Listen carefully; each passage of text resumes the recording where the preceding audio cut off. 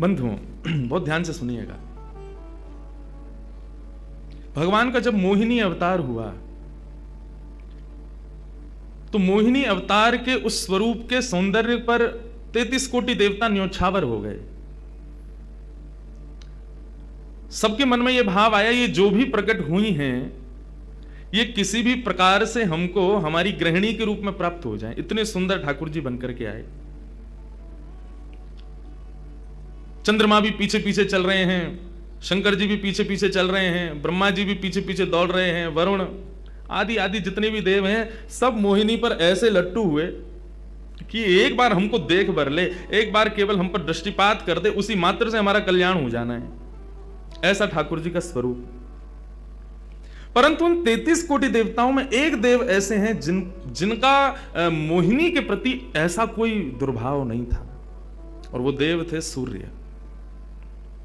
सूर्य ने जब मोहिनी के सौंदर्य को देखा तो उनके मन में भाव आया, इतनी सुंदर, इतनी सुकुमारी, इतनी कोमल, इतनी मधुर। सबको तो लगे हमारी पत्नी बने, लेकिन सूर्य को लगे मेरी बेटी बन जाए, मुझे पुत्री रूप में प्राप्त हो जाए।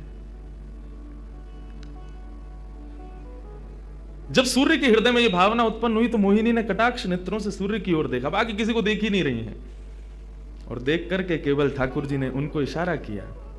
बोले तो आपकी ऐसी इच्छा है? सूर्य बोले जी भगवान, मेरी बहुत अभिलाषा है कि आप पुत्री रूप में मेरे यहां पधारो। ठाकुर जी बोले इतना साधारण नहीं है हमको प्राप्त करना, पुत्र रूप में प्राप्त करना फिर भी साधारण होगा, लेकिन पुत्री भाव में ये तो असाधारण है, इसके लिए आपको तप करना पड़ेगा। सूर्य बोले मैं आज से ही तप करूंगा, लेकिन आप वचन दो मेरे यहां पधारोगे और इसी रूप में पधारोगे। मोहिनी ने कहा यदि मैं तुम्हारे भजन से प्रसन्न हुई, यदि तुम्हारी भक्ति में, तुम्हारे प्रेम में प्रबलता हुई, मोहिनी 33 कोटि देवताओं को मोहित करती है, लेकिन तुम्हारे भजन के प्रभाव से मैं जब तुम्हारे यहां अवतरित होंगी तो मोहिनी को भी मोहित करने वाला रूप धारण करके आऊंगी। मोहिनी जिसने तीनों लोगों को अपने रूप पर न्योछावर कर दिया, वो मोहिनी भी जिस रूप को देख करके मोहित हो जाए, वो रूप आएगा आपके यहां पर। वही सूर्य वृषभानु जी के रूप में प्रकट हुए हैं। और जब वृषभानु जी के रूप में प्रकट हुए, उससे पहले एक राजा के रूप में भी आए थे, तब भी इन्होंने तपस्या की थी, लेकिन ठाकुर जी नहीं पधारे। जब वृषभानु के रूप में प्रकट हुए तो इन्होंने ठाकुर जी का यजन करना बंद कर दिया, ब्रह्मा जी का यजन प्रारंभ किया। ब्रह्मा जी से प्रार्थना की। ब्रह्मा जी प्रकट हुए, बोले क्या वरदान चाहिए? बोले वरदान आपसे नहीं चाहिए, वरदान हमको किसी ने कहा था कि वे हमारे यहाँ पुत्री रूप धारण करके आएंगे, मुझे लग रहा है वो कहीं भूल नहीं गए हो। इसलिए ब्रह्मा जी आप बहुत करीब हो ठाकुर जी के, आप उनको जाकर के संकेत करो कि कोई आश में बैठा उनकी में। जब से मोहिनी स्वरूप देखा तब से हम पागल हुए फिर रहे हैं। 33 कोटि देवताओं के मन में यही आता है कब प्रकट होंगी दोबारा। कृपा करो, आप प्रार्थना करो कि वो पधारें। ब्रह्मा जी बोले आपके भजन में इतनी सामर्थ्य है कि ठाकुर जी मना नहीं कर सकते। बोले तो फिर मुझे विश्वास के लिए कुछ तो कह करके जाओ। ब्रह्मा जी बोले मेरी जिम्मेवारी बन जाए, इसलिए चलो इस पर्वत के रूप में मैं विराज जाता हूं। और बरसाना पर्वत के रूप में श्री ब्रह्मा जी विराज गए। ठाकुर जी आएंगे, मैं जिम्मेवारी लेता हूं, इसलिए मैं ही पर्वत बन के बैठा हूं।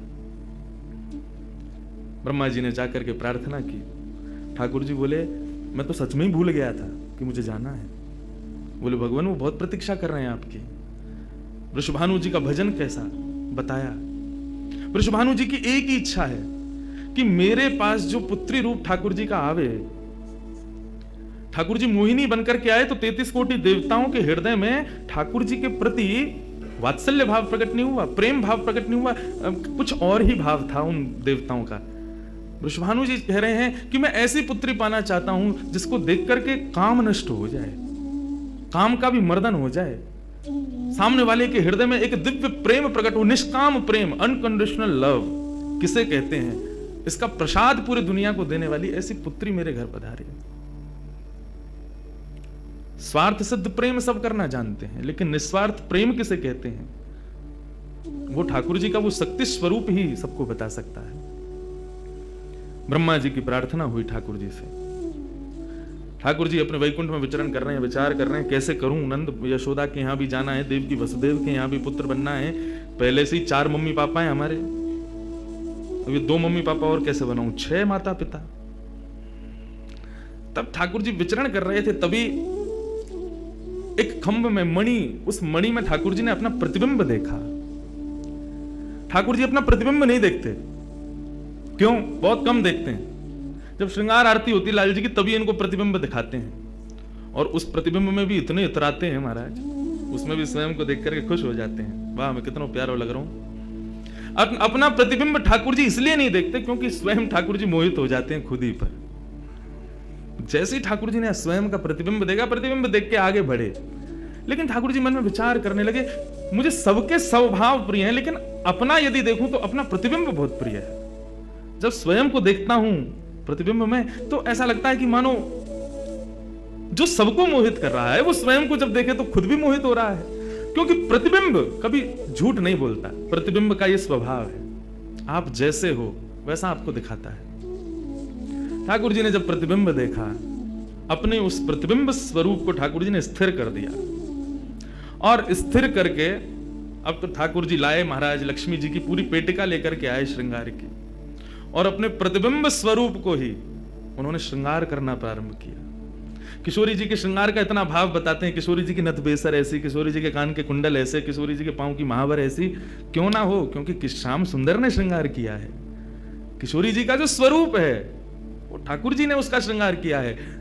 नारायण बैठे महाराज सिंहासन लगा करके अपने प्रतिबिंब का ही श्रृंगार कर रहे हैं। मोर पीछ हटाया, मुकुट उतार के दूर रखा, घुंघराले केशों को खोल दिया, नेत्रों में सुंदर सुंदर छोटा छोटा काजल लगाया, माथे पर एक सुंदर बिंदिया लगाई है, होठों पर निर्मल लालिमा लगाई है, गले में हार पहनाया, सर्वांगीण श्रृंगार किया, और लक्ष्मी जी की चुनरी ला करके जैसे शीश पर से चढ़ा करके ठाकुर जी ने थोड़ा सा जो श्याम रंग है उसको जैसे ही गौरवर्ण किया, वैकुंठ के उस प्रतिबिंब में से मानो जैसे सूर्य चंद्र का एकाकार रूप प्रकट हो गया हो, इतना तेज पुंज प्रकट हो गया कि ठाकुर जी भी अपने नेत्रों को छुपाने लगे। थोड़ी देर नेत्रों को बंद करने के बाद जब बड़ी धीरे से ठाकुर जी ने जब अपने प्रतिबिंब की ओर देखा, तो किशोरी जी का दिव्य स्वरूप वहां प्रकट हो गया। ठाकुर जी ने दंडवत किया, पहले प्रणाम, हे श्याम सुंदर, आपने ही मेरो निर्माण कियो है, आपने ही मुझको प्रकट कियो है, क्या भाव है? ठाकुर जी बोले कोई भाव नहीं है, केवल मोहिनी भाव से 33 कोटि देवता मोहित हुए थे, लेकिन मैं मोहित नहीं हो पाया था, इसलिए तब से मैं भी तड़प रहा था कि मुझे भी कोई मोहित करे, उस मोहिनी को भी मोहित कोई करे। वो स्वरूप आज प्रकट हुआ है।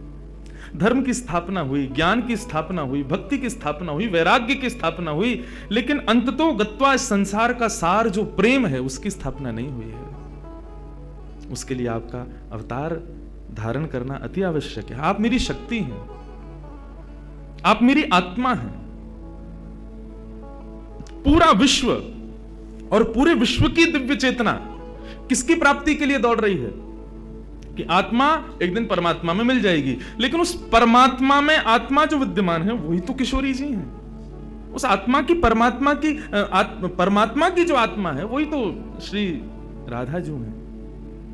लोग उनके रूप को नहीं समझ पाते। आजकल के यंगस्टर्स, आजकल के युवा उनको बहुत विचित्र रूप में दर्शन करते हैं कि कृष्ण राधा कौन है, बोले कि they are just like some love words. ऐसा नहीं है। आप उनको सीमित उस अवस्था में, और माफ कीजिएगा यदि किसी प्रवचनकर्ता की कथा सुनने के बाद भी आप उनको वहीं तक सीमित मान रहे हो ना, दोष आपको नहीं, प्रवचन करने वाले को लगेगा कि तुम किशोरी जी के इसी रूप को स्थापित कर पाए। इसीलिए कथाओं में ज्यादा किशोरी जी का प्रसंग ना हम कहते हैं ना उसका स्पर्श करते हैं। स्पर्श करने पहले से भी 100 बार सोचते हैं। यहां आने से पहले भी मुझे कई आचार्यों ने संपर्क किया कि वहां आप किस विषय को लेकर के जाएंगे, आप गर्ग संहिता पर कहेंगे या किशोरी जी के किस भाव को वहां पर प्रस्तुत करने वाले हैं। मैंने कहा देखो, हम बस बोलेंगे जो निकल जाए मुंह से, जिसका जो भाव ठाकुर जी स्वीकार कर लें बस, लेकिन भाव ये रखेंगे ठाकुर जी विराज गए हैं कि कोई अनधिकारी इस भाव को सुनकर के अपने मन में कोई दुर्भाव ना प्रकट करे। ब्रजवासी बहुत डरते हैं किशोरी जी के भाव को कहने में, क्योंकि जब सामने वाले से प्रत्युत्तर के रूप में कुछ विलग ही सुनने को मिलता है तो बहुत कष्ट होता है हृदय को कि तुमने किशोरी जी को क्या समझा, वो क्या है और तुमने उनके किस रूप को जाना। वो ठाकुर जी का ही प्रतिबिंब स्वरूप है, ठाकुर जी का ही आत्मा स्वरूप है। और एक बात कहूं, प्रतिबिंब से और आत्मा से प्रेम किया जा सकता है, ब्याह नहीं किया जा सकता, क्योंकि प्रतिबिंब और आत्मा ये दोनों हमसे अलग नहीं है। ब्याह के लिए एक अलग व्यक्ति चाहिए, एक हमसे कोई अलग हो, हमसे कोई जुदा हो, दो लोग चाहिए, तब ब्याह संपन्न होता है। लेकिन कृष्ण और राधा, इन दोनों में भेद है ही नहीं। किशोरी जी और ठाकुर जी में कभी भी कदापि कोई भेद नहीं है। बल्कि लीलाएं अभी सुनेंगे हम लोग, कभी कभी ठाकुर जी जब किशोरी जी का रूप धारण करते हैं तो किशोरी जी से ज्यादा गोपियों को सुख देते हैं। ऐसा भाव। किशोरी जी से प्रार्थना की ठाकुर जी ने कि आप पधारो और प्रेम की स्थापना के लिए आप भूमंडल पर सूर्य के ही अवतार वृषभानु जी के यहां पर आप अवतरित हो। तब किशोरी जी ठाकुर जी की बात मान करके और वृषभानु और कीर्ति के यहां पर अवतरित होती हैं। किशोरी जी का जब अवतार हुआ, जब अवतरण हुआ, कब हुआ? सुबह के 4:40 पर। ठाकुर जी के जितने भी अवतार हुए या तो दिन में 12 बजे हुए या रात में 12 बजे हुए, लेकिन किशोरी जी का अवतरण भोर में, ब्रह्म मुहूर्त में, सुबह 4:40 पर हुआ।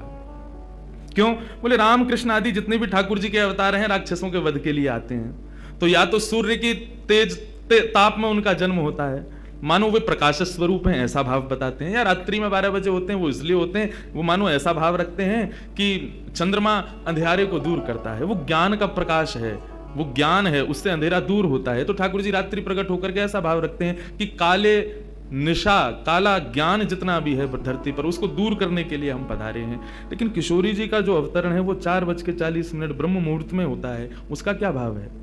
बोले 4:40 ब्रह्म मुहूर्त के बाद सूर्य प्रकट होना प्रारंभ होते हैं। मतलब सारे मंगल कार्य ब्रह्म मुहूर्त में होते हैं। चिड़ियाओं का चहकना, कई पुष्पों का प्रकट हो जाना, मानव के मस्तिष्क में आज मुझे क्या करना है, वो दिव्य चेतना का प्रादुर्भाव होना, ये सब कुछ सुबह ब्रह्म मुहूर्त से प्रारंभ होता है। और सबसे बड़ी बात, सूर्य प्रकट होते हैं, धीरे धीरे धीरे धीरे अंधेरे को दूर करते हैं और धीरे धीरे धीरे गतिमान होते हैं 12 बजे तक। तो किशोरी जी का प्रादुर्भाव ब्रह्म मुहूर्त में हुआ, इसका ऐसा भाव बताते हैं कि मानो वो प्रेम जिस प्रकार प्रादुर्भाव से लेकर के और आगे के गंतव्य तक नित्य प्रति बढ़ता रहे, उसका वर्धन हो, वर्धन करने के भाव से किशोरी जी ब्रह्म मुहूर्त में पधारी। क्योंकि वर्धन होना ही एक नवीन दिन का ब्रह्म मुहूर्त से प्रारंभ होता है। ऐसे ही प्रेम का वर्धन, भक्ति का वर्धन, भाव का वर्धन, उन सब का वर्धन करने का प्रतीक है किशोरी जी, इसलिए ब्रह्म मुहूर्त में जन्मी है। किशोरी जी का प्रादुर्भाव हुआ, पूरे बरसाना में आनंद उत्सव मनाया गया, सब नाच रहे हैं, गा रहे हैं, आनंद मना रहे हैं। नंद बाबा भी आए, यशोदा जी भी आई हैं, उन्होंने भी आकर के वृषभानु जी को बधाई दी है। सब कुछ हुआ, लेकिन किशोरी जी के प्रादुर्भाव में एक वैचित्र था। क्या? दिन बीत गए 8, लेकिन किशोरी जी ने अभी तक नेत्र नहीं खोले। अभी तक किशोरी जी केवल एक छोटी सी बालिका हैं, एक सुकुमारी हैं, परंतु अभी तक किसी को भी किशोरी जी के नेत्रों का दर्शन नहीं हुआ। अभी तक किशोरी जी के नेत्र नहीं खुले हैं। इस बात से कभी कभी चिंतित हो जाते हैं वृषभानु जी और कीर्ति कि हमारी लाली है तो गई है, लेकिन पता ना क्यों अपने नेत्रन को नहीं खोल रही है। कभी कोई संत आ जाए, कोई वैष्णव आ जाए, कोई ब्राह्मण आ जाए, तो उनसे निवेदन करते हैं कि हमारी लाली नेत्र नहीं खोल रही। तब देवताओं ने नारद जी को भेजा, आप जाओ और जाकर के वृषभानु जी के इस मन के भाव को पूर्ण करके आओ, किशोरी जी के सुंदर नेत्रों का दर्शन उनको कराओ। तब श्री नारद जी महाराज का आगमन हुआ। नारद जी जैसे ही आए तो वृषभानु जी ने नारद जी को देखते ही सबसे पहले अपने पुत्र को बिठा दिया। श्री रामा से मिलो, हमारा लाला है। नारद जी उससे मिले, उसका सब देखने लगे। नारद जी मन में विचार कर रहे हैं कि ये उनसे कब मिलवाएंगे, किशोरी जी का दर्शन कब होगा। 2-3 दिन तक नारद जी विचरण करते रहे बरसाने में। वृषभानु जी का मन तो होता है कि मैं इनसे कुछ कहूं, कुछ पूछूं, थोड़ा किशोरी जी के बारे में, अपनी लाली के बारे में न कुछ जानूं, लेकिन अभी वो भाव प्रकट नहीं हो रहा है। तब एक दिन एक छोटी सी बरसाने की लाली को जब नारद जी महाराज खिला रहे थे और उससे प्रेम चर्चा कर रहे थे, ये दृश्य जब वृषभानु जी ने देखा, उन्होंने तुरंत नारद जी के चरण पकड़े और कहा, हे भगवान, हमारी एक लाली भई है, बहुत सुंदर है, सुकुमारी है, नन्ही सी है, विवाह को देख करके स्पर्श करवे में डर लगे कि कहीं हमारे स्पर्श से कोई कष्ट ना आ जाए, या हमारे हम सबन को दर्शन भी ना करा में। लेकिन महात्मन आपसे पूछना चाह मैं, हमारी लाली नेत्र नहीं खोल रही है, कहा भाव है? नारद जी तो तुरंत बोले, अरे तो तुमने इतने दिन से क्यों नहीं बताया? वो तो पहले से ही बैठे थे तैयार कि ये जल्दी बोले तो मैं जाऊं, जाकर के दर्शन करूं। बोले संकोच है रहे हो? बोले संकोच मत करो, अभी लेके चलो, कहां है तुम्हारी लाली, मुंह को बताओ। नारद जी महाराज जा रहे हैं वृषभानु भवन में, एक बेड़ी पार की, दूसरी बेड़ी पार की, तीसरी बेड़ी पार की, जैसे ही भीतर पहुंचे हैं, सुंदर सुगंधी भीतर से प्रकट हो रही है, सामने स्वर्ण जटित एक पालना है, और जैसे उस पालने में जाकर के नारद जी ने दर्शन किया, कमल कली को वृषभानु की लली को रंग, कैसा रंग है? बोले जैसे कमल की कली हूं मैं ना, ऐसी श्री वृषभानु नंदिनी है। नारद जी ने जैसे ही उनको दर्शन किए हुए आनंदित है गए, आनंदित है करके प्रणाम करने लगे। वृषभानु जी बोले, हमारी लाली नेत्र नाए खोल रही है, आप कृपा करो ना। नारद जी बोले, एक मंत्र पढ़ना पड़ेगा, कुछ करना पड़ेगा, तंत्र मंत्र करना पड़ेगा, तब आपकी लाली बोलेगी। वृषभानु जी बोले, देख लो, संभल के करियो, हमारी लाली बहुत कोमल है, वो ना स्पर्श नहीं करेंगे, दूर बैठ के करेंगे। वृषभानु जी बोले, तो करो। बोले, आपको पहले बाहर जाना पड़े, वो एकांत में करेंगे। कीर्ति वृषभानु जी को देखें, बोले, लाली को अकेला तो नहीं छोड़ेंगे? बोले, नहीं बाबा, विश्वास पात्र है, हम कर सके। वृषभानु जी और कीर्ति दोनों जैसे ही बाहर पधारे, नारद जी ने गेट बंद कियो, तुरंत चरणन में प्रणाम कियो, और प्रणाम करके सीधे सन्मुख बैठे हैं। हे कृष्ण मनोहारिणी जय वृंदावन प्रिया, जय भू मंगल ललिता, जय वेणु रवाकुल, जय कृष्ण मनोहारिणी जय वृंदावन प्रिया, जय भूमंगल ललिता, जय वेणु रवाकुल। जैसे ही नारद जी के मुख से यह शब्द प्रकट हुआ, जय कृष्ण मनोहारिणी, ये कृष्ण मनोहारिणी शब्द जैसे ही नन्ही सी श्री किशोरी जी के कान में कृष्ण शब्द गयो, कृष्ण शब्द जाते ही नन्ही सी किशोरी जी के नेत्र अपने आप धीरे धीरे धीरे धीरे खुलन लगे, मुख पर एक प्रसन्नता सी प्रकट हो गई। नन्ही सी किशोरी अभी करवट लेनो भी नहीं जाने, लेकिन जैसे ही बार बार ये श्लोक का गान नारद जी के द्वारा हो रहा है, जय कृष्ण मनोहारिणी जय वृंदावन प्रिय, इसको सुनकर के किशोरी जी जो अभी करवट लेनो भी ना जाने, वो अपने पालना को पकड़ करके अपने पालना से उछक करके वहीं से झांक करके श्री नारद जी को देख रही हैं। और नारद जी ने जैसे किशोरी जी के रूप को देखो है, सुंदर मृगनयनी किशोरी जी आज नारद जी को देख रही है। मुख में अभी दांत ना है, बिना दांतन के किशोरी जी के मुखमंडल की प्रसन्नता देख करके नारद जी आनंद विभोर हो गए। नारद जी बोले, आपको ये कीर्तन भायो, आपको ये कीर्तन प्रिय लगो? किशोरी जी के मुख से केवल किलकारी निकल रही है। नारद जी ने उठाई अपनी वीणा करताल और जय कृष्ण मनोहारिणी जय वृंदावन प्रिय, और इसी का कीर्तन करते हुए वहां नाचने लगे, नृत्य करने लगे, चारों ओर घूम रहे हैं। बीच में पालने में श्री किशोरी जी बैठ करके और करताल बजा रही हैं, और करताल बजा करके आनंदित हो रही हैं। वृषभानु जी बाहर खड़े बोले कि भीतर तो कीर्तन चल रहा है, करताल की आवाज आ रही है, वीणा बज रही है। तभी उनने कान लगा करके सुनो तो नारद जी गा रहे, जय कृष्ण मनोहारिणी जय वृंदावन प्रिय, जय भ्रू मंगल ललिता, जय वेणु रवाकुल। वृषभानु जी ने यह स्वर सुन लिया, लेकिन जैसे ही थोड़े से गए हैं और खिड़की में जाकर के भीतर झांक करके देखा, अद्भुत दृश्य। नन्ही सी किशोरी ज्यादा से ज्यादा 8 दिन की होंगी, 10 दिन की होंगी, अपने पालना में पहुंच करके स्वयं को झुला रही हैं, करताल बजा रही हैं। चारों तरफ नारद जी वीणा बजा करके, करताल बजा करके आनंद से किशोरी जी को मुखोल्लास कर रहे हैं। ये दृश्य देख करके श्री वृषभानु जी को एक बार तो मूर्छा आ गई, मैं वास्तव में 8 दिन की बालिका को देख रहा हूं।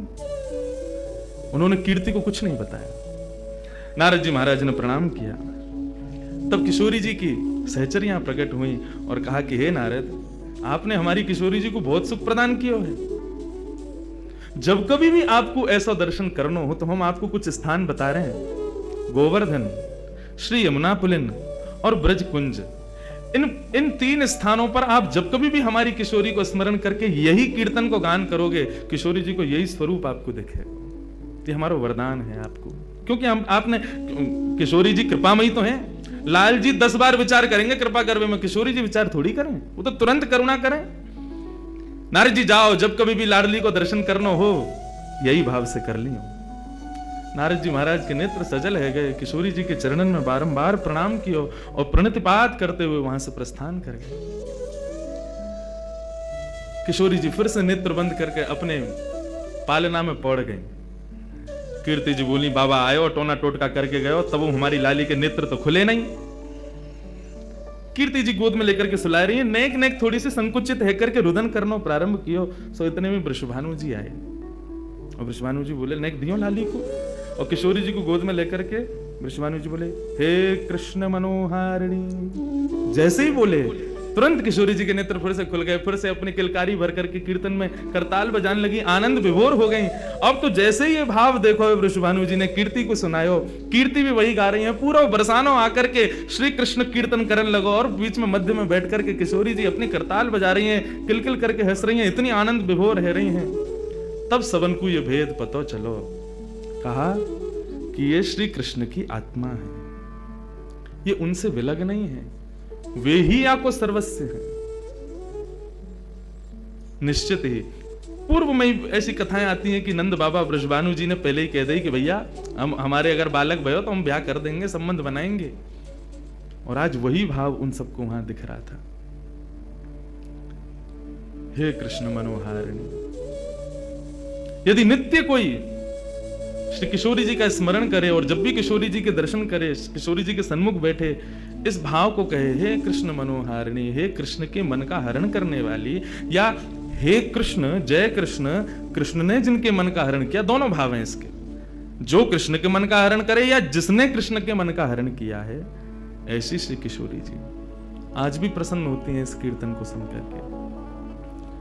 ऐसी हमारी ब्रज की शोभा, ब्रज की भूपा, ब्रज की अधिष्ठात्री, ब्रज की रानी श्री किशोरी जी को या प्रकार से प्रादुर्भाव है, या प्रकार से श्री किशोरी जी या धराधाम पर पधारी। हमारे जैसे वृंदावन में राधे राधे को भाव है, बिहारी जी के सामने भी जय जय श्री राधे के सबके, ऐसी जब भी किशोरी जी के सामने जाओ तो कृष्ण नाम को उच्चारण करो। अपोजिट अपोजिट चलें सब जगह। राम जी के सामने जाओ हनुमान जी के भाव को, हनुमान जी के सामने जाओ राम जी को कीर्तन करो, कन्हैया के सामने जाओ किशोरी जी को कीर्तन करो, किशोरी जी के सामने जाओ श्री ठाकुर जी को कीर्तन करो। हनुमान जी को हनुमान चालीसा सुनाओगे तो हनुमान जी प्रसन्न नहीं होंगे, राम जी को सुनाओ। और राम जी के सन्मुख जब हनुमान जी के सन्मुख जब जाओ तब राम जी को कीर्तन करो। ऐसे ही जब ठाकुर जी के सन्मुख जाओ तब किशोरी जी को भाव रखो, और किशोरी जी के सन्मुख जाओ तब ठाकुर जी को प्रेम भाव रखो। यही भाव है। एक कथा ये तो थी किशोरी जी कैसे प्रकट भई, कैसे उनके भाव। अभी एक भूमिका सी बना लूं, न एक तुम मुझे पहचान लो, न एक मैं तुम्हें पहचान लूं, और न एक यहाँ को वातावरण में, न एक मैं ढल जाऊं। इतना अत्याचार मत करो, जल्दी आन दो मुझे। किशोरी जी को प्रादुर्भाव, एक बाह्य एक स्ट्रक्चर बना लूं, फिर घुसेंगे भीतर रस में। अभी चीनी डरी है ना, एक बार चाशनी बनन दो। अब सबरे ऐसे मुंह को टकटकी लगा के देख रहे, अभी गुल्ला में हमें रस में डाल दो। प्रेम से कहो, हे कृष्ण मनोहारिणी, हे वृंदावन प्रिया, जय कृष्ण मनोहारिणी। एक सुंदर पद है ये, तो रहो किशोरी जी को प्रादुर्भाव को भाव। अब एक पद है जहां में ठाकुर जी और किशोरी जी की प्रथम भेंट लीला के बीच में कब भई, वाको भाव है। मधुमास सारंग। श्री सूरदास जी महाराज वर्णन कर रहे हैं किशोरी जी और ठाकुर जी को प्रथम मिलन कैसे भयो। ठाकुर जी खेल आ लियो तुम्हारो। किशोरी जी बोली, मुंह को लगे तुम ही वो चोर हो। ठाकुर जी बोले, तो मैंने कछु चुराया तुम्हारो? न चुराया तो कछु ना है, तो फिर आप ऐसा क्यों सोच रही हो कि मैं चोर हूं? और बल्कि एक बात कहूं, मेरी और तुम्हारी जोड़ी तो जच और रही है। देखो तुम गोरी गोरी, मैं सांवरो सो, बढ़िया लगेंगे संग में रहेंगे, तो चलो खेलवे चलो हमारे संग। सूरदास प्रभु रसिक शिरोमणि। ऐसे रसिकन के शिरोमणि हैं ठाकुर जी। बाग पटुता तो इतनी बढ़िया उनके पास में, ऐसे मना लें बातनी मुरई राधिका भोरी। भोरी सी राधिका रानी को उनने अपनी बातन में फंसाए लियो और पहले ही मिलन में किशोरी जी को हाथ पकड़ करके अपने संग खिलावे ले गए ठाकुर जी। प्रथम मिलन को यह भाव श्री सूरदास जी वर्णन कर रहे हैं। बंधुओं, श्रीमद् भागवत का एक भाव सुनो। वैसे तो यहां पे सब श्री राधा दास ही बैठे हैं, लेकिन जिनको कृष्ण विरह व्याप्त है उनके लिए श्रीमद् भागवत में एक सूत्र बताया कि तुम्हारी भक्ति कभी इतनी प्रबल हो जाए, इतनी श्रेष्ठ हो जाए कि तुमको कृष्ण विरह होने लग जाए, ठाकुर जी के विरह में नेत्रों से आंसू ना रुके, ऐसी स्थिति यदि तुम्हारी हो जाए तो उस समय तुमको क्या करना चाहिए। ठाकुर जी तो बड़े नटखटे सामने प्रकट होंगे ना। तो ये कथा भागवत में ऐसी बताई गई कि जब ठाकुर जी अपनी लीला संवरण करके गए तब भगवान 16,100 पटरानियों को द्वारिका में छोड़ गए, 8 पत्नियों को अपने संग ले गए। उन 16,100 पटरानियों को अपने संग लेकर के भगवान के परपौत्र वज्रनाभ लेकर के वृंदावन आ गए थे। बहुत ध्यान से सुनिएगा। वृंदावन पधारे भैरव, बहुत ध्यान से सुनिए।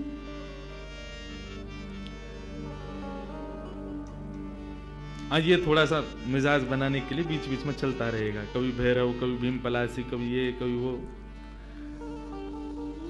किशोरी जी संगीत की अधिष्ठात्री, कल रात की चर्चा में यही आया।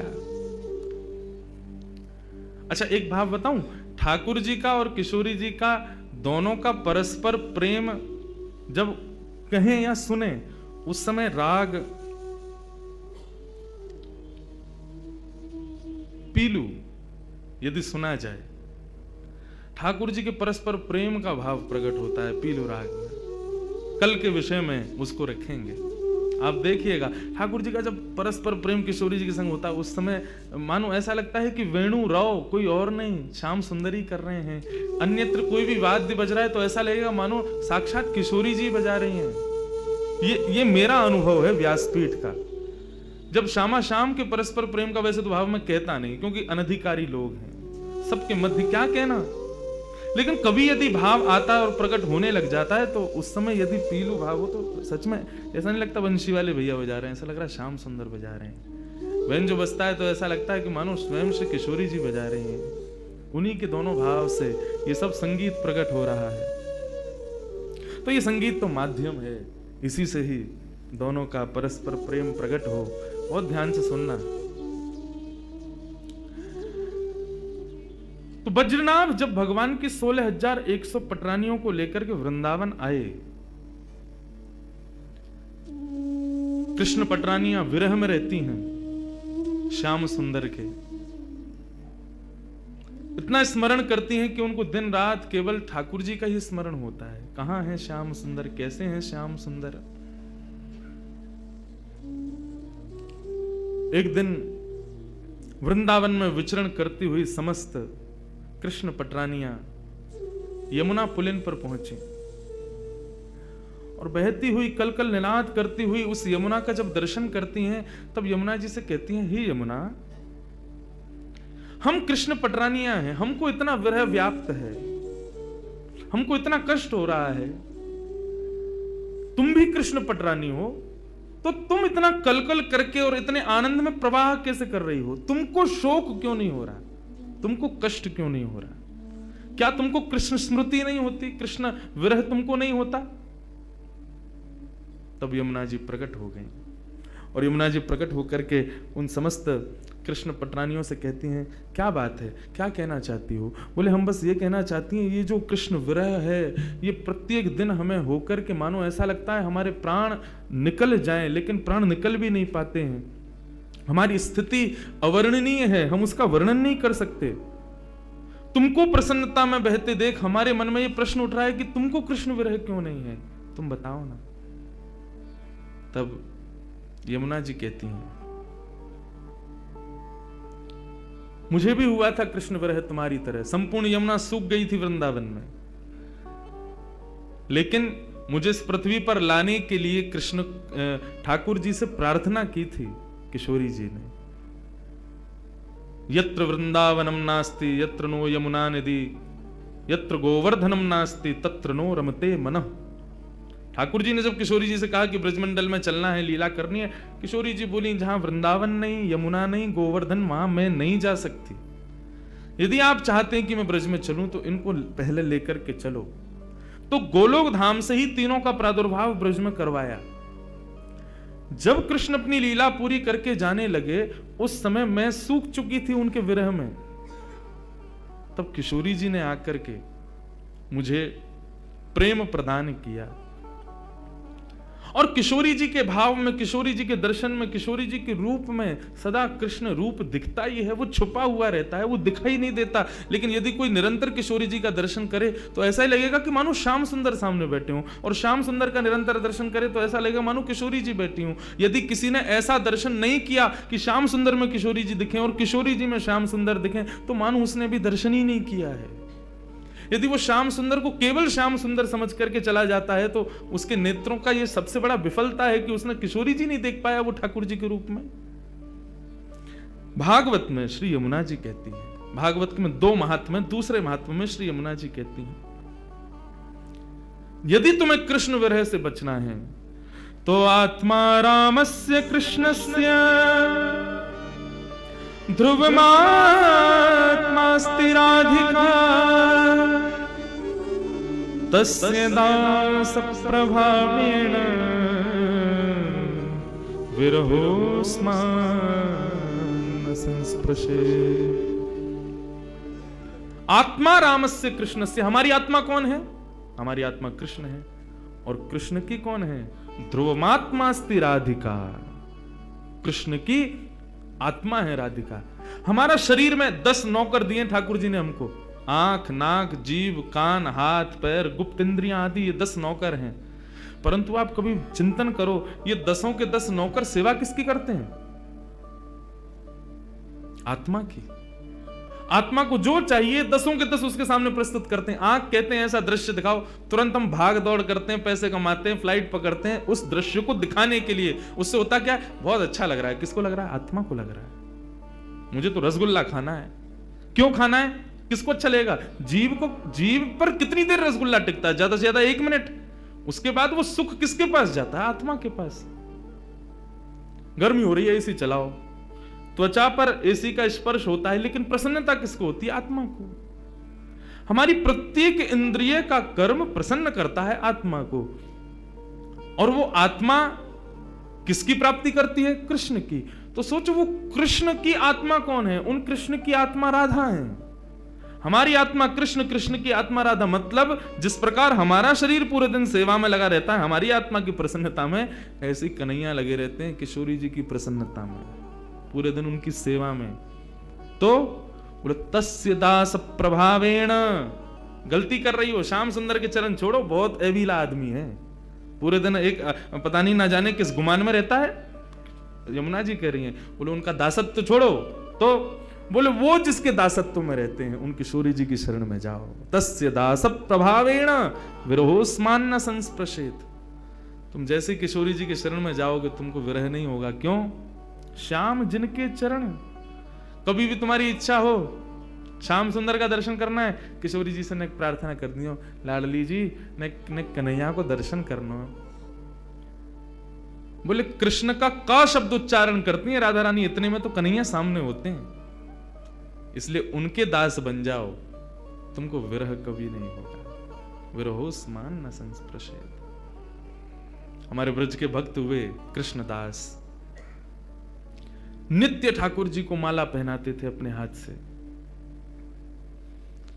महाभारत में अनुशासन पर्व में भीष्म पितामह कहते हैं कि यदि कोई व्यक्ति 12 वर्ष तक बिना नागा किए एक नियम का पालन करे तो 12 वर्ष के उस नियम का प्रभाव ये होगा, जिस देव को चाहेगा, जिस ब्रह्म को चाहेगा, जिस रूप को चाहेगा अपने सामने प्रकट कर सकता है। आज भी ये संभव है। लेकिन याद रहे एक दिन भी वो नियम टूटना नहीं चाहिए। ये भाव उन महात्मा ने सुना, कृष्णदास जी ने। मुझे बहुत प्रिय है कृष्णदास जी का भाव। उन्होंने एक ही सेवा अपना ली। जब कथा में सुनकर के गए कि 12 वर्ष तक कोई नियम अपना लिया जाए और 12 वर्ष तक उसको बेनागा पूर्ण किया जाए, तो 12 वर्ष के बाद जिस देव को चाहोगे, जैसे चाहोगे वैसे उसका दर्शन हो सकता है। तो नित्य माला बनाते थे अपनी कुटिया में, और नित्य माला बना करके नंद गांव में, नंद भवन में ऊपर जाकर के कन्हैया को अपने हाथ से पहनाते थे। और उनका भाव केवल इतना था, कन्हैया मैं ये नियम इसलिए अपना रहा हूं कि मैं चाहता हूं जिस दिन 12 वर्ष पूरे हों, 13वें वर्ष का पहला दिन प्रारंभ हो, उस दिन मैं ना आऊं, मेरा कन्हैया मेरे कुटिया पर आए, मैं वही माला पहनाऊंगा। मेरा बस यही नियम है। नित्य ठाकुर जी को माला पहनाते, और माला पहनाने के बाद में कन्हैया के कान में बोलते, लाला 2 साल हो गए, केवल 10 साल रह गए। माला पहनाते, कन्हैया केवल 5 वर्ष रह गए। कन्हैया अब केवल 1 ही वर्ष रह गया। कन्हैया अब तो 6 महीना रह गए। कन्हैया अब तो 15 दिन रह गए। अब तो नाचते हुए जाते हैं माला लेकर के। कन्हैया अब तो 1 ही हफ्ता रह गो। रोज माला पहना में, गर्मी पड़े, सर्दी हो, वर्षा हो, खांसी हो, जुकाम हो, बुखार हो, नहीं छोड़ते थे अपना नियम। आज विश्राम दिवस, 12वां वर्ष का अंतिम दिन, ठाकुर जी के सन्मुख गए, माला गले में धराई, लाला सेवा पूर्ण भई अब मोरी, अब मेरी सेवा पूर्ण, प्रतीक्षा करूंगो, कल 13वें वर्ष को पहला दिन है, तू आइयो, तेरे काजे देख 56 भोग बनाऊंगो, तेरे काजे बढ़िया जो है माला बना के रखूंगो, एक सेज सजा के रखूंगो, ने एक देर पौड़ जाइयो मेरे पास, ने एक मोसो बतिया लियो, और लाला तू को जितनो समय मिले तू उतनी देर को आइयो, लेकिन आ जाइयो। और प्रणाम करके उल्टे पांव जा रहे हैं। बोले कि इसका मतलब क्या है? बोले अब कल मैं आऊंगा नहीं, और लाला तू नहीं आया हो ना तो जीवन में भूल जाइयो कि मैं कभी आऊंगा। नंदगाम में और नंद भवन में ये मेरा अंतिम प्रवेश है। और प्रणाम करके दिल्ली को चले गए। 56 भोग सजाए, दुनिया भर की सामग्री बनाई, सुंदर सुंदर माला तैयार करी, एक कन्हैया की, बाकी के सबरे ग्वाल बालन की। बोले बछड़ा बछिया आमेंगे संग में, उनको माला पहनाऊंगा, उनके का जो भंडारो है उनके काज भी 56 भोग सजाऊंगा। सबके लिए सब तैयार किया। 13वें वर्ष का जब पहला दिन प्रारंभ हुआ, सुबह से ही राह तक रहे, कन्हैया आ रहे होगो, श्याम सुंदर आ रहे होगो, नंद नंदन आ रहे होगो। अभी श्रृंगार को समय भयो है, धूप की छांव से पता कर लेते हैं कि अभी कौन सा समय चल रहा है। अभी श्रृंगार को समय भयो होगो, अरे लाला व्यस्त होगो, श्रृंगार करके और फिर वाके बाद प्रसाद पाके फिर आवेगो। अभी भी नहीं आयो, कोई बात ना, राजभोग पाके आवेगो, गैया चराते हुए चुपके ते आ जाएगो मेरे पास। अपने मन को सांत्वना दे रहे हैं। दोपहर का समय हुआ, सूर्य बिल्कुल ऊपर, राजभोग का समय चल रहा है। कन्हैया आ रहे होगो, बार बार जामे गुलाब जल लेकर के और छींटे मार करके आ जामे। थोड़ी देर में धूप के ताप से, गुलाब जल से वो पृथ्वी फिर से सूख जाती। ठाकुर जी नहीं आए। गैया चरा के दूर चलो गए होगो, शाम को आवेगो, लौटते समय आ जाएगो, 4 बजे आ जाएगो।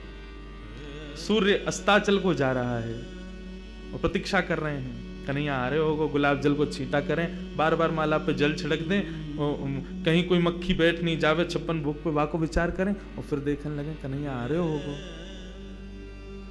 नहीं आए श्याम सुंदर। कोई बात ना, शाम को ओलाई करवा करके और फिर रात्रि को प्रसाद पाके कन्हैया फिर आवेगो। तब भी नहीं आए। शयन का समय हो गया, बाबा एक टक बस बैठे हैं, कन्हैया आ रहे होगा। है सके नंदरानी यशोदा नंद बाबा को शयन करवा के आवेगो। रात्रि हो गई, नहीं आए ठाकुर। कृष्णदास जी मुस्कुराने लगे। 12 साल से एक टक बिना नागा किए अपने नियम में लगा हूं।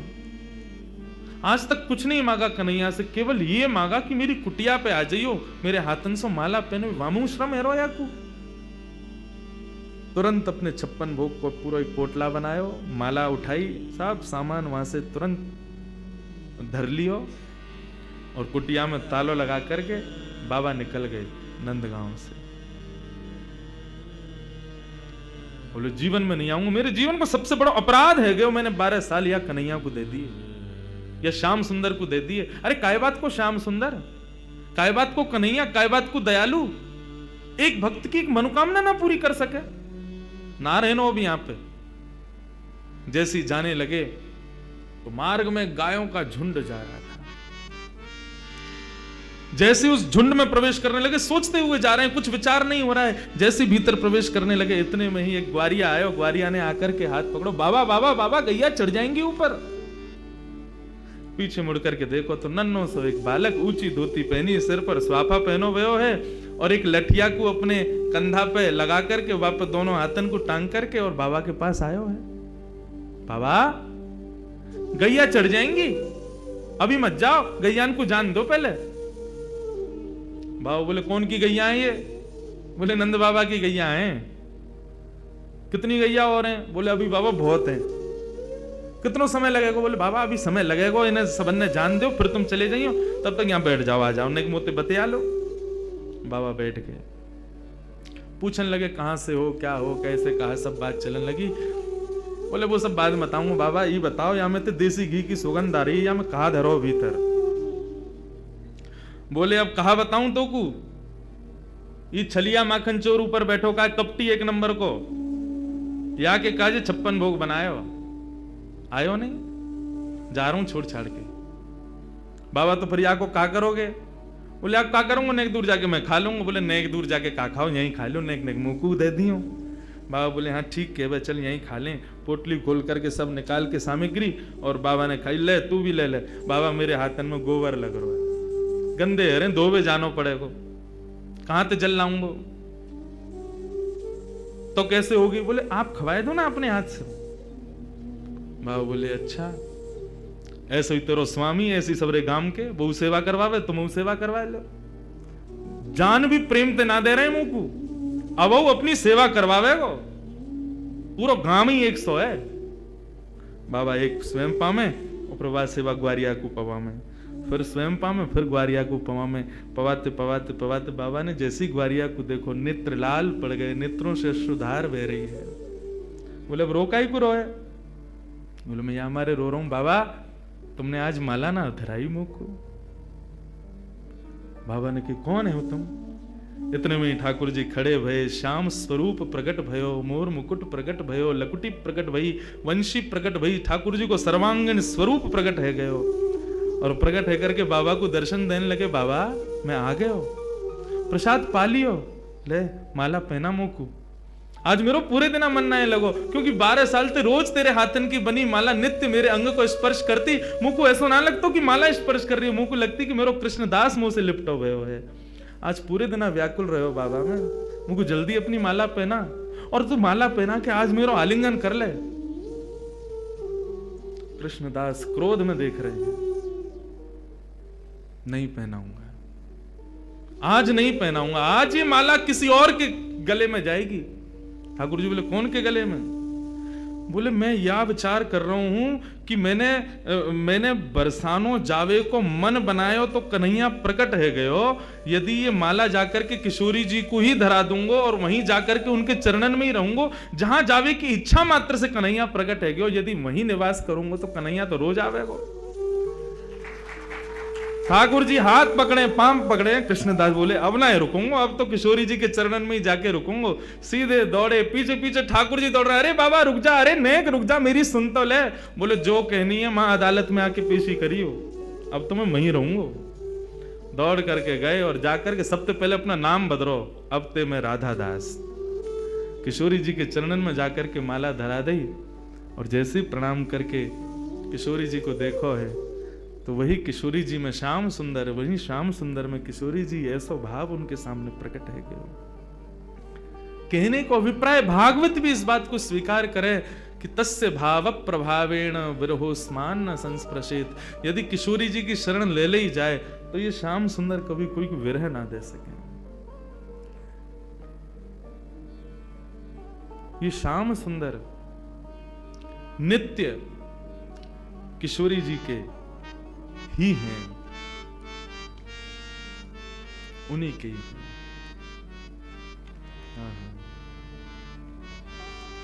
ऐसे किशोरी जी को हम बारंबार प्रणाम करें, बारंबार वंदन करें, वो हम पे कृपा करें।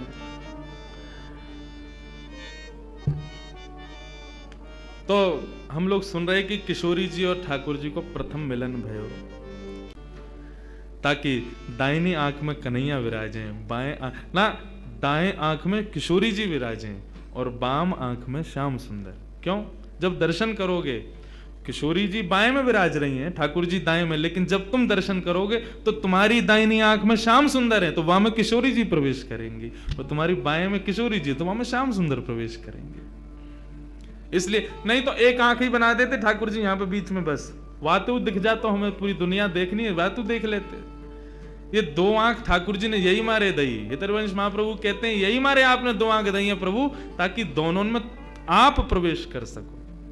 हित हरिवंश करीन्यो छावर, हित हरिवंश करीन्यो छावर, चिरजियो यह जोड़ी, चिरजियो यह जोड़ी, बसो मोरे नैनन में यह जोड़ी, बसो मेरे नैनन में यह जोड़ी। एक दिन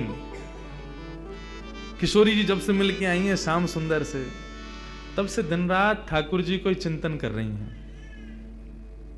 बंधुओं देखो, वैसे तो ये परमात्मा है, वैसे तो ये परब्रह्म है, इनको सब पता है कि कौन क्या है क्या नहीं है, लेकिन जब ठाकुर जी लीला करने आए हैं तो पूर्ण लीला में ही रहते हैं। उस समय ये भाव नहीं है कि किशोरी जी क्यों याद कर रही हैं ठाकुर जी को, वे तो भगवान है, वे तो जानती हैं कि कौन श्याम सुंदर कैसे क्या, तो फिर ये क्या है। अरे भाई, जब ठाकुर जी लीला में पधारते हैं तो पूर्ण लीला के होके आते हैं। श्रीनाथ जी अपने मंदिर में विराज रहे थे, गुसाई जी सेवा कर रहे थे, इतने में ही एक बिल्ली घुस गई भीतर। तो बिल्ली देख करके श्रीनाथ जी को भगाओ भगाओ भगाओ। गुसाई जी बोले आप परम ब्रह्म परमात्मा, पूरे विश्व के जगदाधार, पूरे विश्व को बनाते हो, या बिल्ली से डर रहे हो? श्रीनाथ जी बोले सुनो, निकलो मंदिर से बाहर। क्यों? या तो तुम जाओ या मुंह जान दो। गुसाई जी बोले अरे जय जय, कहा अपराध है, आप इतने नाराज क्यों है रे? तुम मुंह को लाला मानो ना। बोला हाँ लाला मानो, तो लाला मानोगे तो लाला को बिल्ली तो डर लगेगा, लाला को कुकर तो डर लगेगा। तुम परब्रह्म मानोगे तो फिर मेरे सामने साधारण मैया को भाव मत दिखाइयो, फिर तुम साधारण ही बन के आओ। जब परब्रह्म मानने हो तो परब्रह्म मानोगे तो परब्रह्म जैसी सेवा करो मेरी, लेकिन तुमने मुंह को लाला मानो है, तो लाला को तो चींटी तो डर लगेगा, छिपकली तो डर लगेगा, बिल्ली तो डर लगेगा। तुम्हारी सेवा में अभी न्यूनता है, लेकिन मेरे भाव में न्यूनता ना है। मैं वो लाला बन की सेवा करवा रहा हूं, लेकिन तुम्हारे मन में आ रहा हो कि तो परब्रह्म है, इनको बिल्ली से डर कैसा? तो हे मोहे नाते अनेक मानिए जो भावे। आप किशोरी जी के प्रति, श्याम सुंदर के प्रति जो भाव रखो। कल मुझको इतना बढ़िया लगो, रात में आए तो मैया को परिचय सबका, ये हमारी कीर्ति मैया हैं, ये राधा रानी के भैया हैं, ये राधा रानी की बुआ हैं, ये चाचा हैं, ताऊ हैं, ये उनके भतीजा हैं, ये सब हैं। ये भाव सच में ये विशेष है। और एक बार को एक बात बोलूं, आपने केवल कहने को किशोरी जी से कही कि मैं आपको चाचा हूं। आप एक बार को कभी है सके अपने कर्तव्य को भूल जाओ, लेकिन किशोरी जी नहीं भूलेंगी। तुमने कही है कि तुम मेरे चाचा हो, तो चाचा वारो कर्तव्य निभाओ। ठाकुर जी की भक्ति में तीन चीज बहुत जरूरी, विश्वास, दूसरा संबंध, और तीसरा समर्पण। जब तक ठाकुर जी की भक्ति में कोई संबंध ना हो, विश्वास ना हो, समर्पण ना हो, सबसे पहली सीढ़ी है विश्वास। विश्वास करो, हाँ। दूसरी सीढ़ी है कोई भी संबंध, और संबंध भी आप पूछो हम ठाकुर जी से कौन सा संबंध बनाए। देखो संबंध जैसे पुत्र होता है ना, तो आप पूछोगे नहीं कि मैं इसका पिता बनूंगा अब। अरे पुत्र हुआ तो पिता हो ही आप उसके। संबंध कभी बनाए नहीं जाते, संबंध हो जाते हैं। ठाकुर जी को देख के जो भाव प्रकट हो वही ठाकुर जी को मान लो। और कई लोग ऐसे कहते हैं हमारा कोई भाव ही प्रकट नहीं होता, तो अभी कथा सुनो, सत्संग करो, संतों का संग करो। अभी तो तुम स्कूल में प्रवेश करने लायक ही नहीं हुए हो, तो फिर ठाकुर जी संबंध कैसे बनाओगे? पहले अपनी संगत सुधारो, अपनी रंगत सुधारो, अपना सब कुछ सुधारो। जिस दिन ठाकुर जी को देख के कोई भाव आ जाए, उस दिन समझना अब मैं योग्य हो गया ठाकुर जी संबंध बनाने के। उस दिन उसी भाव से ठाकुर जी से, किशोरी जी से संबंध भाव रख लो। तो किशोरी जी अब चिंतन कर रही हैं ठाकुर जी का। श्याम सुंदर के नेत्र, श्याम सुंदर के कपोल, श्याम सुंदर की मुख मुस्कनियां, श्याम सुंदर को सर्वांगीण अंग वाको चिंतन चल रहा है किशोरी जी के चिंतन में। और वही हाल यहां श्याम सुंदर को है, रात भर करवट बदल रहे हैं, बार बार विचार कर रहे हैं कहाँ है वो, कौन की छोरी आई ऐसी अपनों ऐसा पागल सा बना के चली गई है, कब मिलेगी, कब आवेगी। रोज जामे यमुना पुलिन पर खोजें लेकिन किशोरी जी के दर्शन ना हो। मैं आज किशोरी जी ने मन बनाया, बोले आज नंदगाम चलेंगी। समस्त गोप ग्वाली जितने भी किशोरी जी की सखी सहचरी हैं, सबसे किशोरी जी बोली आज नंदगाम चलेंगे। अरे नंदगाम बहुत दूर है, और तू ना जाने मां कौन रे, चलिया माखन चोर मरकट बंधु। हमने सुनिए टेढ़ी टेढ़ी सी चाल चले और सबन को अपनो दीवानो बना ले, सबन को अपने चंगुल में फंसा ले, ऐसी मीठी मीठी बात करे। वामेते एक व्यसन निकले, वह व्यसन को कोई एक बार चख ले तो वह व्यसन के बिना रह ना पावे। किशोरी तू जो कहेगी सो करेंगे, लेकिन नंदगाम ना जाएंगे। अच्छा चल नंदगाम ना जाएंगे, नेक दूर तक चल रहे। और करते करते किशोरी जी के मन में बार बार भाव, जानो तो नंदगाम। एक एक करके सखियां सब छोड़ती जा रही हैं। अरे मेरी तो सास बुलाई रही होगी, मेरे घर में बालक रो रहे होगो, आदि आदि करके सब सहचरियां वहां से चली गई। अकेली किशोरी जी पहुंच गई नंदगांव। जैसे ही नंदगांव पहुंची, नंदगांव पहुंच करके किशोरी जी सबसे पूछें कुंवर कान्हा कहाँ रहे, कुंवर कान्हा को घर कहाँ है। इतने में एक बूढ़ी सी अम्मा आई और वहां आकर के जैसे किशोरी जी की मुख की कांति और सौंदर्य को देखो, अरे लाली कहा भयो, कौन को खोज रही है। मैं कुंवर कन्हई को खोज रही हूँ, वो कहाँ है। बोले तो ना पता घर कहाँ है। बोले ना पता, आजा मैं लेके चलूं। सोई बूढ़ी सी अम्मा को हाथ पकड़ करके किशोरी जी जा रही हैं, गोकुल में भ्रमण करती भाई। इतने में बोली देख अब लाली आते आगे हम ना जा सके, राजा को घर है, वो सामने जो भवन है वो वही में रहे कुंवर कन्हई, चली जा। यहां भीतर ठाकुर जी बैठे यशोदा मैया के पास और क्या कह रहे हैं। मैया ने हाथ पांव पकड़ ली, बोले लाला तेरी बहुत शिकायत हमें, अब तो अपने गोकुल ते का सब जगह तो शिकायत आ रही है, तू इतनी चोरी करे या चोरी छोड़ दे। ठाकुर जी कह रहे छोड़ दूंगा, लेकिन बदले में मुंह को कहा देगी, जो तू कहेगो सो दूंगी। सो खाऊं पर घर ना जाऊं मैया, अब ना करूंगो चोरी, पर सांची कह कब लावेगी मुंह को तू दुल्हन गोरी। अच्छा दुल्हन चाहिए तो बोले हाँ मैया दुल्हन चाहिए। कायते कहीं बहू। बोले बहू बातें कहीं जो भोजन करावे, रात में सुवा दे, सवेरे उठाए दे, इन सब सेवा न करे। जो सेवा मेरी तू करे वही सेवा मेरी बहू करेगी। ऐसी बहू लिया मुंह को। लेकिन भैया मेरी पहले ही सुन ले, मैं जैसी चाहूं वैसी बहू लइयो मुंह को। कैसी बहू चाहिए। भोरी सी होए सुभग छोटी, भोरी सी लइयो, ज्यादा तेज तर्रार भरमू मत लेके आइयो। क्यों मौत तो दूर कर देगी, फिर तेरा घर बनवा देगी यमुना के पुलिन पे। तू और बाबा वहीं रही हो, मैं और बहू यहाँ रे करेंगे। भोरी सी होए सुभग छोटी और सुवा सारी नाक आंख मोटी। पैनी सी तो नाक हो बाकी, कैसी तोता जैसी, और बड़ी बड़ी आंखन वारी होए। और तोते दिखाए मुख घूंघट में, मुस्काए जाए थोड़ी थोड़ी। जैसे ही तू के सामने आ जाए करे सोई घूंघट कर ले, और घूंघट में ती नेक नेक मुस्का जाए करे। ऐसी बहू लिया मैया मुंह को। मैया बेटी बेटी कन्हैया की बात ने सुन रही है। बोले ज्यो ज्यो बड़ो है तो जा रहा, त्यों त्यों तेरे भीतर जन कहा प्रकट है तो जा रहा। कहाँ तिला इन सब बातन ने। बड़ी आंख वारी चाहिए, पैनी नाक वारी चाहिए, भोरी सी चाहिए, ऐसी चाहिए। कौन सिखावे तो को। मैया देख तू बात मत बदल, बता चोरी छोड़ू कि नहीं छोड़ू। हाँ ला लवाए तो छोड़ दे, तो मेरी बात मान ले फिर। और मैया सुन, मैया एक बात तो समझाऊं, जब ब्याह कर भी जाऊंगा ना, बलदाऊ संग न ले जाऊं। बलराम ना लेके जाऊंगा। मैया बोली क्यों ना लेके जाएगा। मैं कारो हूं वो गोरो है, कहीं बहू को मन लास्ट में बदल गो तो बाकी माला पहना दी तो, या हमारे बलराम में ना लेके जाऊंगो। मैया एक बात तो समझाऊं, बलदाऊ में संग न ले जाऊं, बाबा ते कह के मगवाए दे, चढ़वे को सुंदर घोड़ी। अब घोड़ी मगवा मुकू, अब ब्याह करवे जाऊंगो मैया। मैया बोली लाला ये सब चले तेरे मन में, यही सब करे तू बाहर वन में जाके, ते मधुमंगल श्रीदामा आगे दिन ते यही सब सीख के आवे तू। बंधु देखो ये सब चर्चाएं हैं ना, आज देखो यहाँ ज्ञान भक्ति वैराग्य सब बाहर खड़े हैं, यहाँ केवल प्रेम चल लो भीतर। यहाँ पर श्याम सुंदर और किशोरी जी के वही चर्चा जो हम ब्रजवासी को बहुत प्रिय है, जो हम कोई के आगे ना बोले वो बातें हैं। क्योंकि सब जगह अधिकारी नहीं मिलते ऐसे, यहां मिले हैं तो सुन लो। मैया अभी घोड़ी मंगवा दे, तू तो बाबा ते अभी कह दे, मुझे काजी को घोड़ी ले आवेंगे। और मैया मेरी एक बात और सुन ले, मैया एक बात मेरी और सुन ले।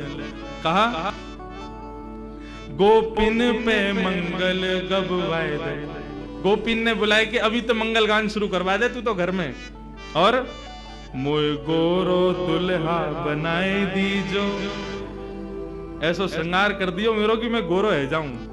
मोय गोरो दुल्हा बनाए दीजो, कहूं हंसे ना वहां की छोरी। मैया मेरो ब्याह करा दे। इतने में ही बाहर से किशोरी जी, अरे कुंवर कन्हैया, कुंवर कन्हैया। जैसे किशोरी जी बाहर से पुकारन लगी, श्याम सुंदर बोले मैया, मुझे लगा बहू आ गई दिख है, ये तो स्वर का ही सुनो दिखो मैंने। ठाकुर जी दौड़ करके बाहर गए तो सामने किशोरी जी खड़ी हैं। आहा, किशोरी जी को जैसे ही देखो, जैसा रूप भीतर वर्णन कर रहे, जाके काजे कर रहे, वही आ गई। भारे विधाता, तेने कैसी सुनी मेरी, मैं तो मैया ते अभी कह रहे और वही है गया सामने। इतने में ही पीछे से यशोदा जी ने कर करके आई, और जैसे ही यशोदा जी ने नंद भवन के द्वार पर नन्ही सी किशोरी जी को देखो है, किशोरी जी को देख करके यशोदा मैया के मन में भाव आयो, अरे विधाता, मेरे मन में तो बचपन से ही हती कि लाला के काजे सुंदर सी एक बहू लेके आऊंगी, आदि आदि। अभी लाला की बात विनोद में सुन रही, लेकिन हे विधाता, ये जो सामने खड़ी है मेरे, यहाँ को रूप कैसा, कैसी कैसे कैसे चपल से नेत्र हैं, या कि कैसी कैसी मृगनैनी है, या कि मुस्कान कितनी सुंदर, या कि चाल कितनी सुंदर, या कि रूप कितना सुंदर, मोहित है गई। यशोदा मैया ने परिचय ना पूछो कौन है, सीधी बोली लाली निक इतकुआ। किशोरी जी पास गई, निक मैं तो कोई हृदय से लगा लूं अपने। हाँ मैया लगाए लो। जैसे किशोरी जी को हृदय से लगायो, यशोदा मैया के नेत्रन से अश्रु प्रपात है लगो। ऐसे ऐसी शीतलता को अनुभव, जो शीतलता को अनुभव सदैव कन्हैया को हृदय से लगावे में आवे, वो पहली बार कोई बालक को हृदय में लगावे में आयो है। कौन है लाली, कहां ते आई है, तेरो गांव कहां है? मैया तुम बढ़िया ते जानो मुझे, कौन हो? मैं वृषभानु जी की लाली हूं। कीर्ति मैया, मेरी मैया आपकी बड़ी अच्छी सहेली। अच्छा, वृषभानु की लाली है? बोले हाँ, वही जो घोटून तक काजल लगावे का है, नहीं समझे? बड़ा बड़ा काजल लगाते हैं वृषभानु जी। हाँ वही है। हम बे ऐसे तो बड़ा बूढ़ा है, लेकिन हम तो खूब बतियावे। आज वो बात ने बना तो रे। किशोरी जी बोली आप हमारे बाबा के बारे में ऐसे मत बोलो ना लाली, मैं कोई बुराई थोड़ी कर रही हूँ। हमारे ब्रज में तो गारी देवे तो उम्र बढ़े, हमारे ब्रज में तो ऐसा बोलवे ते आनंद ही आवे। ऐसे बिना बोले, बिना चुभने वाली बात बोले तो ब्रजवासी आगे बढ़ता ही नहीं। किशोरी जी श्याम सुंदर के संग बैठी हैं, क्रीड़ा कर रही हैं, लीला कर रही हैं। किशोरी जी के इस रूप को देख करके यशोदा मैया के मन में भाव बार बार उत्पन्न हो रहे है। इतने में ही यशोदा मैया से रुको नहीं गए, गई जाकर के तिजोरी खोल के सबरो सामान निकाल करके लाई।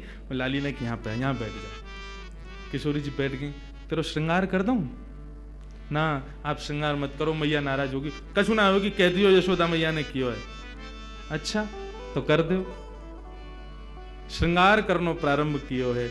ऐसा सुंदर श्रृंगार करके किशोरी जी की गोद भर दे, मांग में सिंदूर भर दियो, खूब सारी सामग्री दे करके, लाल चुनरी उड़ा करके पैरन में महावर लगा। आहा, कल कितना सुंदर भाव भैया सुना रहे महावर को कि एक सखी किशोरी जी के चरणन में महावर लगा रही है, और महावर लगाते लगाते चर्चा भी करती जा रही है, तो महावर लगा के भूल गई कि मैंने कौन से पामन में महावर लगाए हो। तो किशोरी जी से पूछे, अरे किशोरी जी मैंने कौन से चरणन में महावर लगाए हो, क्योंकि किशोरी जी के चरणन को रंग और महावर को रंग एक जैसा, भूल गई मैंने महावर कहाँ लगाए हो। तब किशोरी जी अपने पाम को उठा के, और जो पाम भारी होवे बाकी कहीं या में लग गयो, ये हल्को है या में ना लगो, मतलब इतनी कोमल की महावर के वजन से वो किशोरी जी के चरण भारी है रहे। कैसा सुंदर भाव। किशोरी जी के महावर लगाए और सब कछु दे के गोद भर दई और कही लाली अब जा। कोई कछु पूछे ना कह दियो यशोदा जी ने कियो श्रृंगार, कोई कछु ना कहेगो तोते। नन्ही सी किशोरी जी अपने हाथ में सब सामग्री लेकर के और ऐसे ऐसे चल चल के ठुमक ठुमक करके घूम रही हैं। आहा, यशोदा मैया तो आनंदित है गई हैं, इतना सुख मिल रहा है।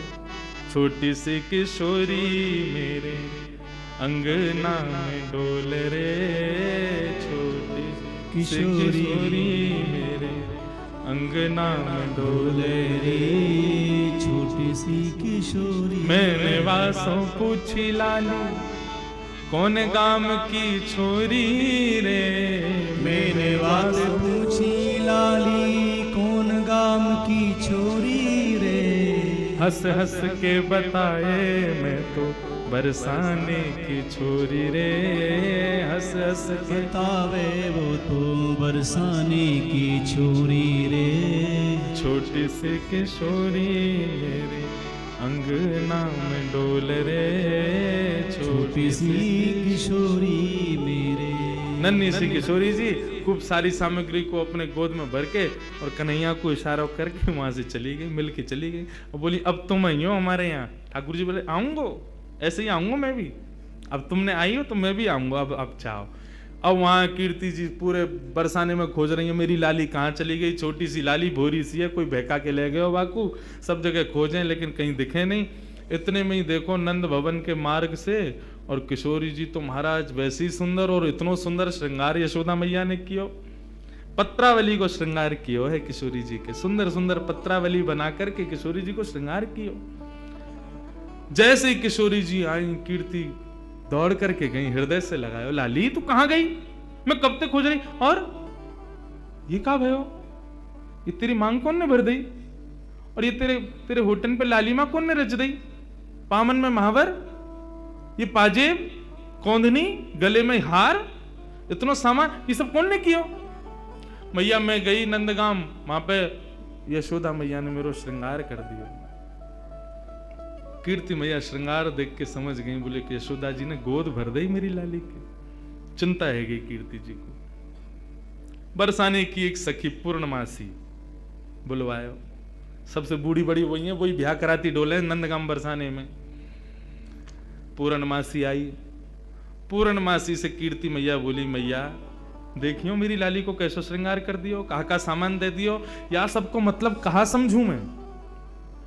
बोले अरे या को मतलब सीधो सीधो है, कहा बोले वो अपने लाला को तेरी लाली ते ब्याह करनो चाह में, और का मतलब है, या को गोद भराई कर दी तेरी लाली की। हम बे वह छोरा तो करूंगी मैं अपनी लाली को ब्याह, कारो कलूटो माखन चोरी करतो डोले सब जगह, और गोपीन के पीछे डोले, टेढ़ी सी चाल चले, टेढ़ो सी मुकुट पहने, वह के बारे में खूब सुनो मैंने, कारो सो बातें तो ना करूंगी मैं। मेरी लाली तो देखियो कैसी दूध जैसी गोरी, और वह कार्य के संग खड़ी होगी, कोई अच्छा लगे।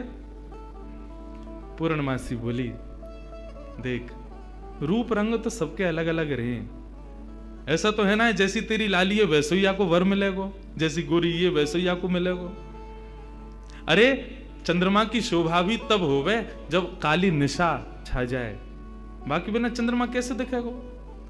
भले ही तेरी लाली को बात से ब्याह होगो, बगल में खड़ो होगो, देखेंगे तो सब तेरी लाली कोई तो को कहा पड़ी है वहां में। और रही बात चोरी की, तू कह रही है चोरी कर तो डोले, चोरी करे यो करे, कौन चोरी ना कर रहा दुनिया में। जगत में जो देखे सब चोर, दुनिया में सब चोर हैं, कौन चोरी ना कर रहा है।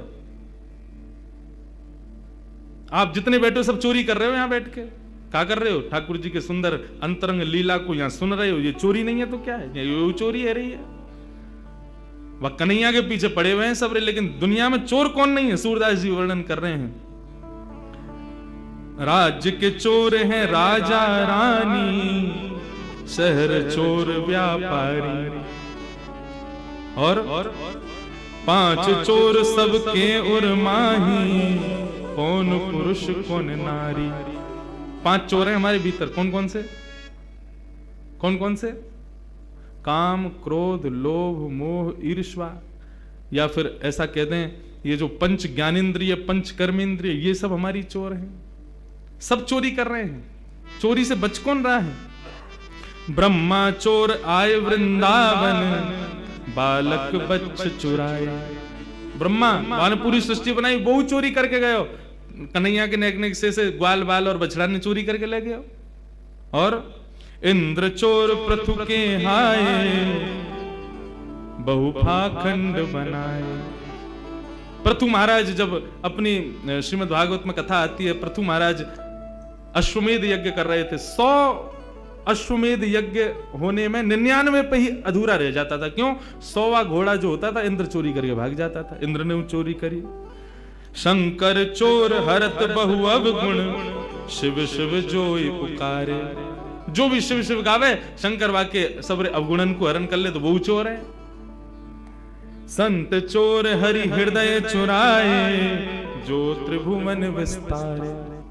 ये जितने भी संत महात्मा बैठे हैं, कथावाचक बैठे हैं, ये सबरे चोर हैं। क्यों? त्रिभुवन नाथ स्वामी के कथा गुणान वानन को गान कर करके लोगन के चित्त को चुरा ले, ये सबरे चोर हैं। सब मिल चोर, सब मिल चोरी करी श्याम की, जो जासे बन आए। ये पूरा संसार श्याम को है, और यहाँ पे हम जो कुछ भी अपने स्वार्थ के लिए ले रहे हैं वो चोरी नहीं है तो क्या है? कन्हैया की सब पूरे सृष्टि की चोरी हम लोग कर रहे हैं। सूरदास सत कहाँ लगी वर्णो, माखन चोर कन्हैया। पूरा विश्व चोर है, लेकिन पूरे पीछे कौन के पड़े? माखन चोर। माखन की चोरी करे वाले वह कन्हैया के, माने माखन चोरी करी है और यो है त्यों है, वही के पीछे पड़े रहे। कौन चोर ना है संसार में? सब चोर हैं। बोले अच्छा पूर्णमासी एक बात बताओ, आपको मन कहा करना चाहिए? बोले मेरो मन तो जादना वृषभानु नंदनी भई है ना, वही दिना से है कि नंद नंदन ही आके काजे है। ये दोनों दैवी कोई शक्ति हमारी या ब्रजमंडल में आई है, इन दोनों को ब्याह कर दो तो ब्रज की सदा सर्वदा रक्षा करेंगे ये दोनों मिलके। मेरो मन तो यही के। कीर्ति बोली तो फिर एक काम करो, एक बार आप चुपके थे कैसे कन्हैया को ले आओ बरसाने। हम एक बार वाकू देख लेंगी, नहीं हमारे मन को संशय होगा कछु तो दूर रह जाएगा। एक बार वाको रूप रंग सब देख लेंगी। हमने बहुत सुनी टेढ़ी चाल चले, हमें यूं देख लो कोई लचक तो ना आवा कमर में। एक बार तुम लेके आओ वाको, वो टेढ़ो जानबूझ के चले कि कोई वाकई कोई शरीर में कोई दिक्कत है।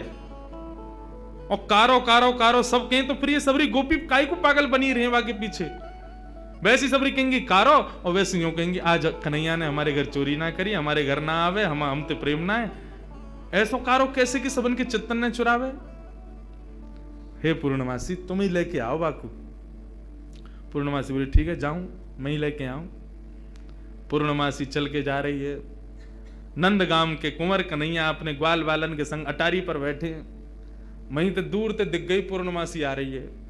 ठाकुर जी तो सब पता ही है, पूर्णमासी भी थोड़ी ने ठाकुर जी की तरह लचक लचक के ही चले। मधुमंगल बोलो अरे कौन आ रही है ये लचकी सी? ठाकुर जी बोले वही आ रही है, 2 साल पहले आई कही तेरे पास, तेरा ब्याह करावे काज। ओ अच्छा तो वही आ रही है। काय को आ रही भैया? बोले वही के काजे आ रही होगी, जाके काजे आवे, सबन को ब्याह ही कराती डोले। इतने में पूर्णमासी आ गई। मधुमंगल गयो, आओ आज कौन को लेके आई हो संबंध? बोले कोई को लेके आई हो, तेरो तो ना हेरो, 2 साल ते लगी भई, अब आगे ना होगा, तू तो यूं ही रहेगो, कुंवारो ही रहेगो, तो कौन ब्याह करे? ये सब ब्रज की लीलाएं हैं।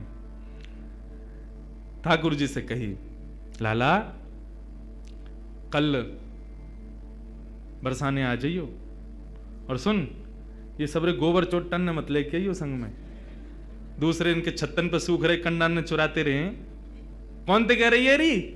मधुमंगल श्रीराम बोले तुम ते कह रही हूं लाला, कल सुंदर से बन के आइयो हैं, वहां पे सब गोपी ग्वाल तेरो सब इंतजार करेंगे, और कल तेरी मुंह दिखाई होगी वहां पे, सुंदर से श्रृंगार करके आइयो, और मैंने तेरी बात छेड़ दी है कीर्ति से, और बढ़िया कल माँ पे ऐसे लचक के मत आइयो, नहीं माँ की सी चाल जो चले का है, सीधो सीधो आइयो, सुंदर बन के आइयो, तेरो ब्याह है जाएगो। अब तो ठाकुर जी मनी मन विचार कर रहे हैं, बोले हमें तो केवल किशोरी जी के दर्शन करने हैं, ये कहा पूरा वहां पे बरसानो इकट्ठा होगा, सब हमसे मिलेंगे, पूछेंगे, देखेंगे, भारेंगे, जन कहा हुए को। ठाकुर जी बोले कल जावे की बजाय हम आज ही हुआ में।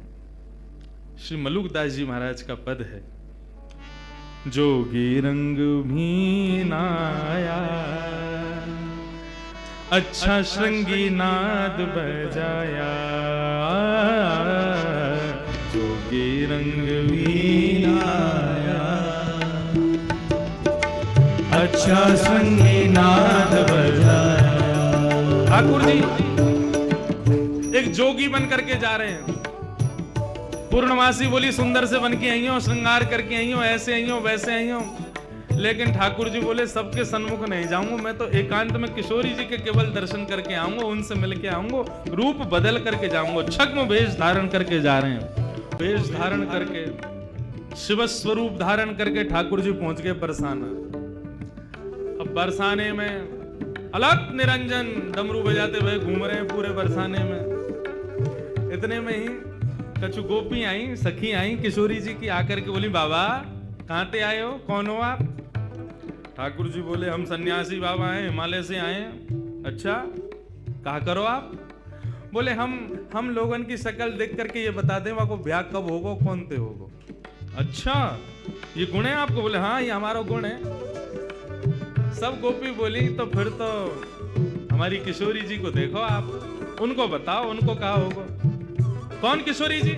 बोले हमारे बरसाने की राजकुमारी हैं, नहीं उनको बताए तो उनको ब्याह कौन से होएगा, लेके चलो हमें।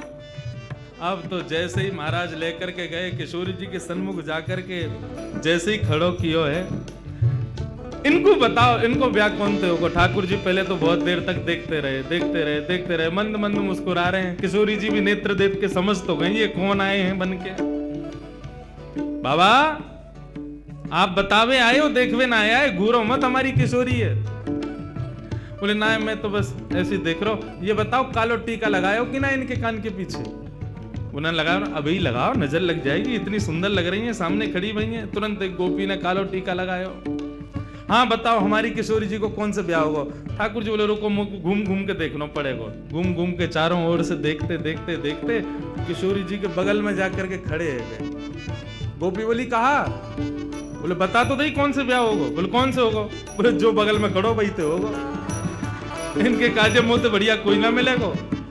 एक सखी आई आकर के दोनों को, ए बाबा दूर हट, कैसी बात करे, हमारी किशोरी जी के बगल में झांकू मत जाइयो।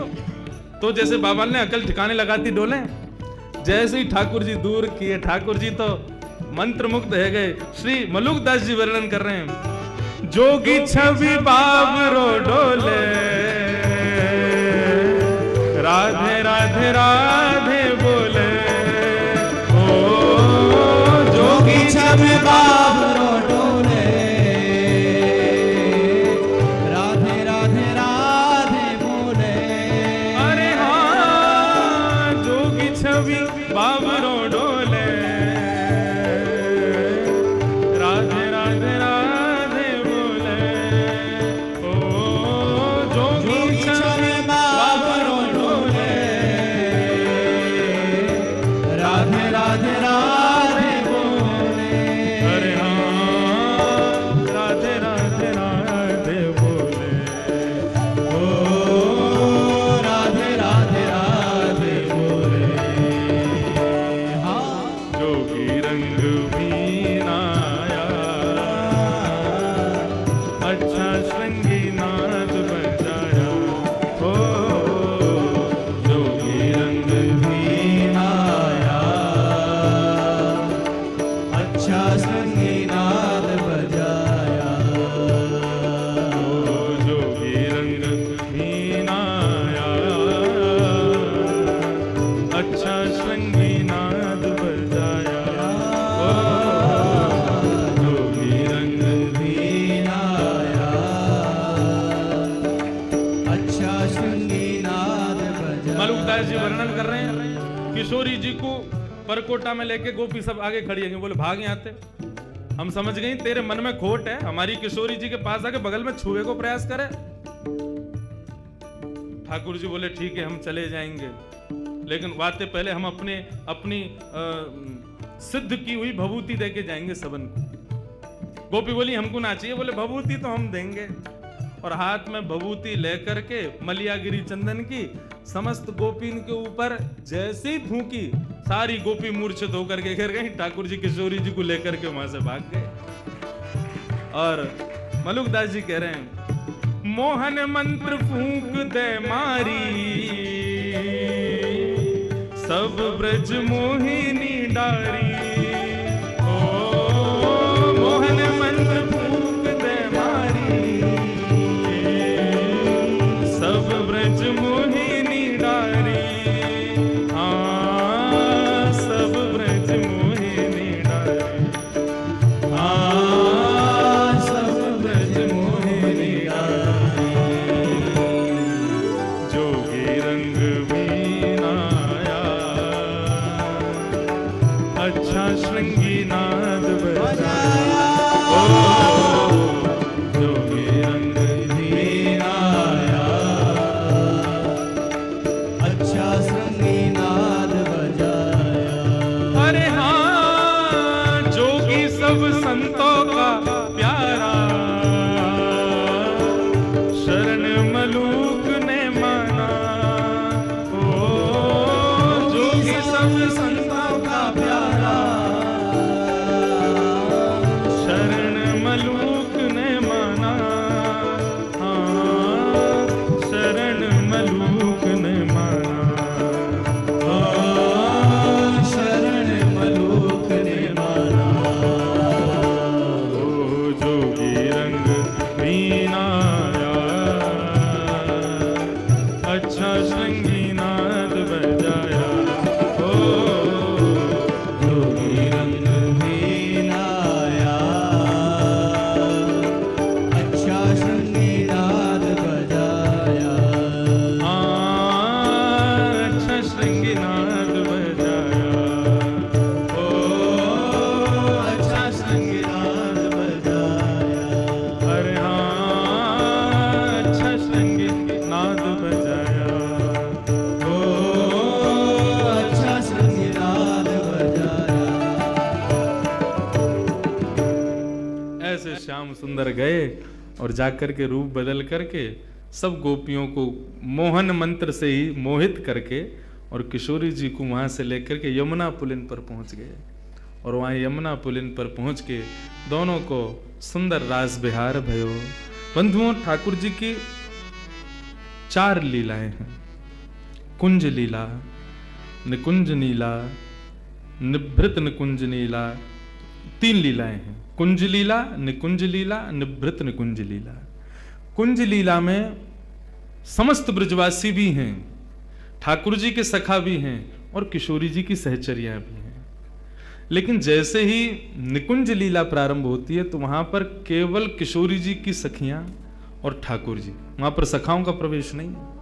महाराज का एक भाव ऐसा बताया जाता है कि ठाकुर जी जब महाराज करने के लिए गए तो ग्वाल वाल नहीं गए, बोले गए थे, लेकिन पहले ही गोपियों ने महाराज के बाहर परकोटा बना दिया और उस परकोटा में सुंदर सुंदर सुंदर सुंदर गोपियों को वहीं पर रास की भूमिका में प्रविष्ट करा दिया। वहीं फुब्बारे लगा दिए, वहीं गोपियां रास कर रही हैं, वहीं पर सुंदर भोज्य पदार्थ लाए जा रहे हैं, वहीं पर पेय पदार्थ लाए जा रहे हैं। तो ग्वाल बाल बाहर परकोटे में ही खड़ी हुई गोपीन में ही मोहित है कि वहीं रह गए।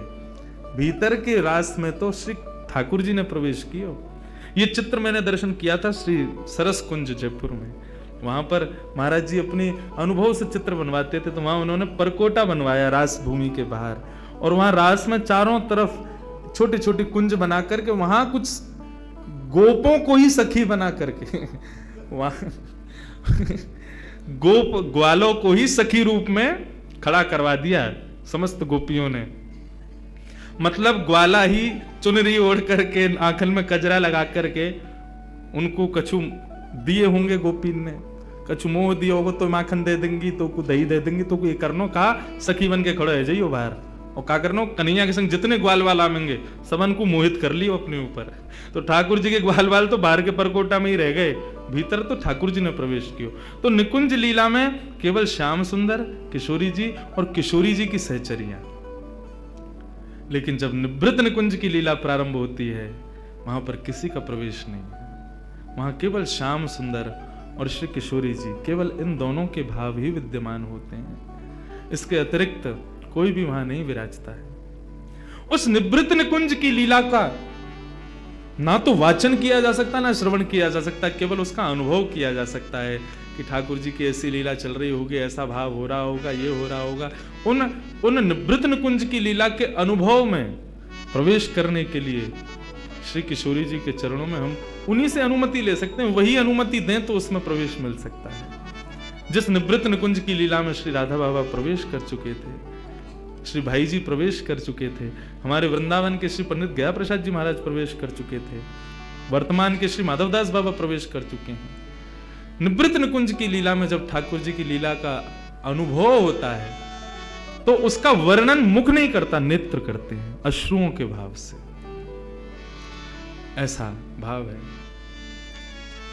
एक भाव और सुना करके आज के विषय को विराम देंगे, फिर कल 3 बजे से ठाकुर जी का पुनः सुंदर कुंज निकुंज निवृत्त निकुंज देखें कहां तक पहुंचा मैं ठाकुर जी, जो भाव होगा वो कहेंगे। निवृत्त निकुंज में श्याम सुंदर और किशोरी जी दोनों विहार करते हैं, और उसमें भी दोनों की सर्वप्रिय लीला कौन सी है? मान लीला। मान लीला में जब एक रूठता है दूसरा उसको मनाता है, तो अधिकतर या मान के स्वभाव को अपने ऊपर धारण करें श्री किशोरी जी। हाँ, डेली मान करेंगी। और कन्हैया चरण दबा रहे हैं, कभी कछु कर रहे हैं, कभी उनकी मनपसंद वस्तु लेके आ रहे हैं, कभी उनके सामने नृत्य करके दिखा रहे हैं, कभी कछु गा के सुना रहे हैं, कभी कोई रूप की वैचित्रता प्रकट करके किशोरी जी को हंसावे को प्रयास करें। किशोरी जी यहाँ मुंह कर लें, यहाँ ते मना में तो इधर मुंह कर लें, और यह तरीका ते ठाकुर जी की और किशोरी जी की मान लीला चले। लेकिन लाल जी हमारे इतने निपुण हैं, किशोरी जी मान करें तो घड़ी लगा करके चंद मिनट में ही ठाकुर जी उनको मना लेते हैं, उनको हंसा देते हैं, क्योंकि वो उनके अंदर खूबी है। और फिर दोनों रास विहार करते हैं। आज जब ठाकुर जी किशोरी जी को लेकर के आए यमुना पुलिन पर, ठाकुर जी ने पहले तो स्नान किया, अपना पूरा जोगी भेष हटाया और स्वयं के स्वरूप में प्रकट भये। और जैसे ही दोनों ने प्रवेश किया निवृत्त निकुंज में,